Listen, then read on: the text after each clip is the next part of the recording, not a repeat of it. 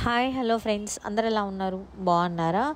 నేనైతే హనుమాన్ పాలెం అనే విలేజ్కి వచ్చాను. ఎందుకు వచ్చాను ఏంటనేది ఈ వీడియో చివరిదాకా చూడండి. ప్లీజ్ నచ్చితే లైక్ చేయండి, షేర్ చేయండి, సబ్స్క్రైబ్ చేయండి. ప్లీజ్ సపోర్ట్ చేయండి ఫ్రెండ్స్. మా ఫ్రెండ్ అయితే వాళ్ళ ఫెస్ట్కి ఇన్వైట్ చేసిందండి. సో హాలిడేస్ దగ్గర 2 days హాలిడేస్ వచ్చాయి. సో మా ఊరు చూద్దు కానీ నైట్ జాతర జరిగిద్ది అనింది. సో నైట్ అయితే కష్టం అబ్బా, రాను అని చెప్పాను. లేదు, నువ్వు రావాల్సిందే అని చెప్పి మా హస్బెండ్ని మా నాన్నని కన్వే చేసి రప్పించుకుంది ఎలాగైనా వాళ్ళ ఊరు జర్నీ అయితే అసలు మామూలుగా లేదండి. స్కూటీ వద్దని చెప్పింది. స్కూటీలో వద్దు, 1 way కదా, కొంచెం ఇబ్బందిగా ఉంటుంది, నీకు రూట్ కూడా తెలియదు అని చెప్పి స్కూటీలో రానిలేదు. బస్కే చెప్పింది, ఇంట్రడక్షన్స్ ఇస్తూ ఉంది. నేను అలానే ఫాలో అయ్యి వచ్చాను. నాకు అసలు అయితే ఇటు ఏరియానే తెలీదు.